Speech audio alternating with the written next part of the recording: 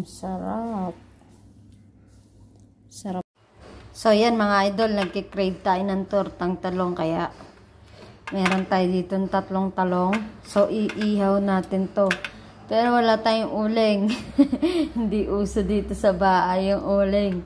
So, gagamitin natin yung kalan. Sabi nila, hindi daw maganda kasi nga, yung gas, 'di ba? Hindi daw maganda eh. Gusto ko kasi is ihaw kasi mas malasa siya.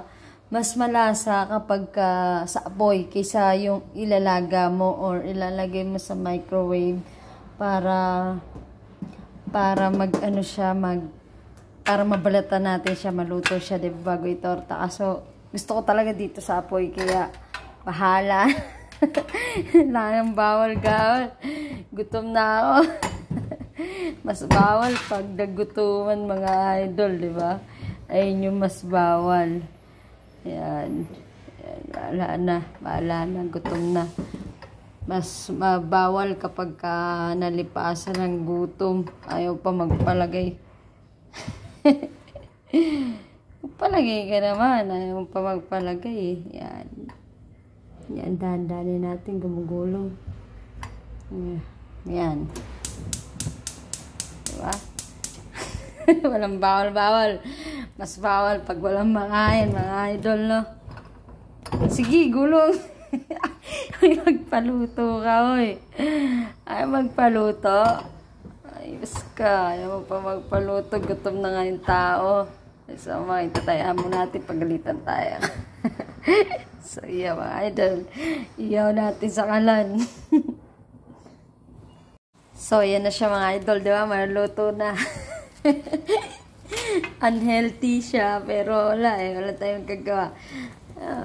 Kasi yung gas daw, kasi nito mga idol, hindi maganda. Kasi sabi nila, na-observe daw nung talong. So, ewan ko lang kung totoo. Eh, kaysa naman yung ma-observe ng tiyan mo, eh, wala na, gutom ka na, diba? Ulcer naman yung abot natin. So, yan, balatan natin mga idol. Mas ihaw na ihaw kasi mas madaling balatan, no?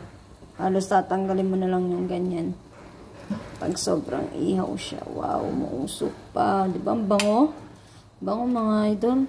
Bango. Mabango kasi pag ihaw, malasa. Kapag kasi nilaga mo, matabang eh. Wala nang lasa kasi. So, talaga. So, yan mga idol. Naggiwa tayo ng kamatis, sibuyas, tapos luya.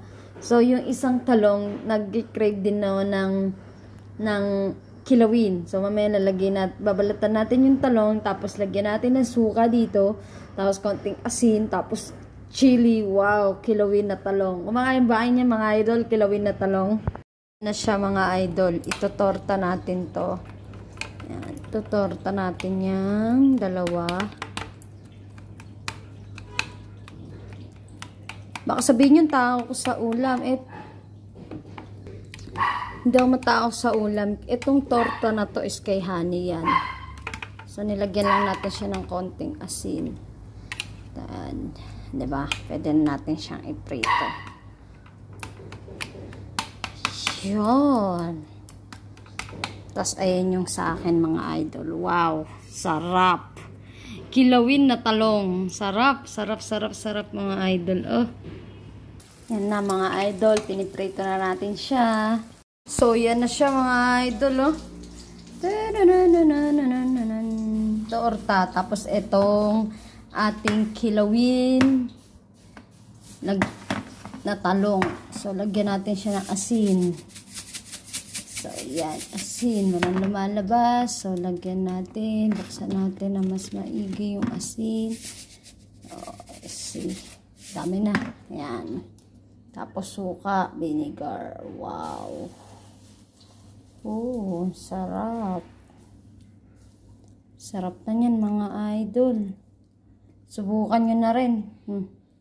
Kilawin na talong at tortang talong ang ating ulam ngayon. So, yummy.